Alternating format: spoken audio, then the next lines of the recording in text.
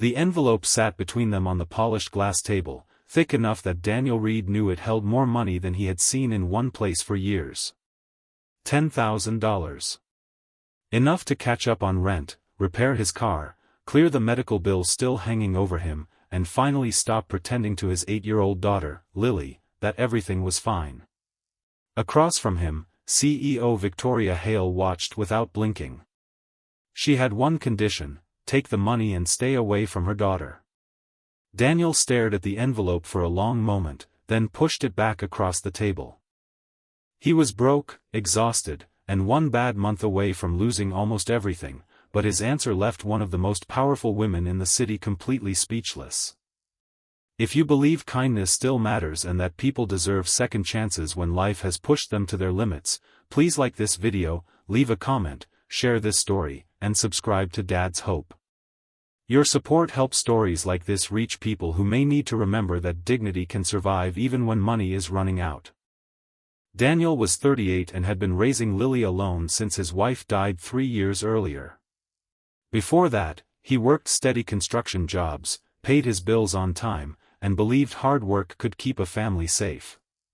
After his wife's illness, that certainty disappeared. Months of missed work turned into debt. The construction company he worked for downsized. His old truck began failing. By the time he found a maintenance job at Hale International, one of the largest private companies in the city, Daniel had stopped thinking about getting ahead.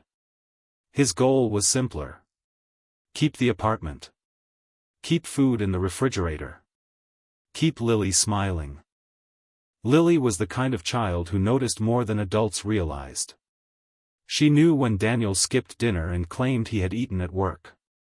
She knew the electricity bill sat unopened on the kitchen counter because he was afraid to look at it. Still, she rarely complained. She decorated their small apartment with school drawings and paper stars, as if color could make the peeling walls less tired. Daniel first met Victoria Hale's teenage daughter, Emma, late one evening at the company headquarters. Emma had come to the office after an argument with her mother and was sitting alone in a quiet lobby while Victoria finished a board meeting upstairs. Daniel had been repairing a broken light fixture nearby. He noticed the girl looked upset but did not press her. He simply offered her a bottle of water from his lunch bag and continued working. Over the next several weeks, Emma began seeing Daniel around the building. She learned he had a daughter. Sometimes Lily came by for 20 minutes after school before Daniel's shift ended because childcare arrangements fell through.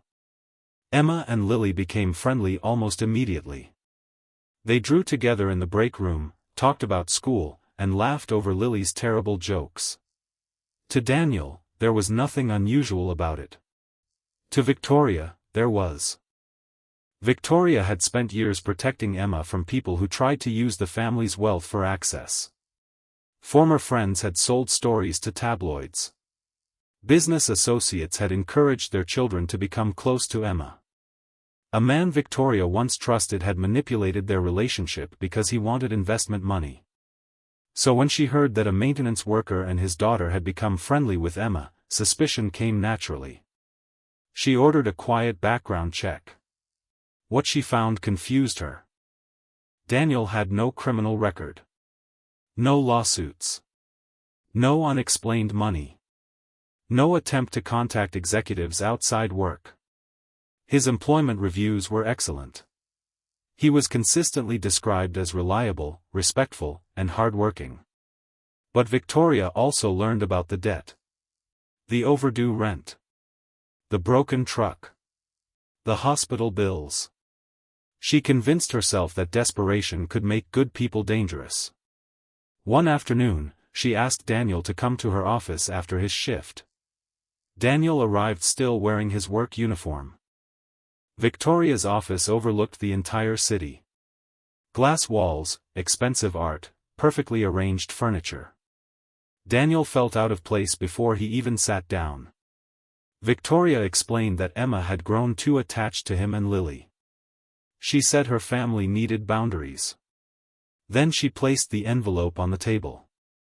$10,000. Daniel initially thought it was some kind of severance payment. Then she explained the condition.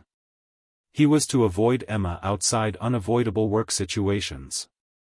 Lily was not to spend time with her. Daniel was not to encourage contact. In exchange, the money was his. Daniel looked at the envelope. $10,000. His mind betrayed him immediately. He imagined paying the landlord. He imagined replacing the truck. He imagined Lily choosing groceries without Daniel quietly calculating the total in his head. For several seconds, he said nothing. Victoria assumed he was considering the price. Then Daniel pushed the envelope back. He told her he understood why she was protective of her daughter. He could even understand why wealth had taught her to question people's intentions. But he would not take money for pretending kindness had been a transaction. He explained that he had never asked Emma for anything. Neither had Lily. He said if Victoria wanted him to keep his distance, he would respect that because she was Emma's mother. But he would do it for free. Victoria stared at him. Daniel continued. He said his daughter had already lost one parent and had learned far too early that people could disappear from your life. He would not teach her that friendship had a price tag. Then he stood. He thanked Victoria for being direct with him and left the office. The envelope remained untouched. Victoria sat alone for almost an hour. No one had spoken to her that way in years. Not rudely. Not fearfully. Simply without wanting anything. That evening, Emma confronted her mother. She had heard enough from an assistant to understand what happened. Emma was furious.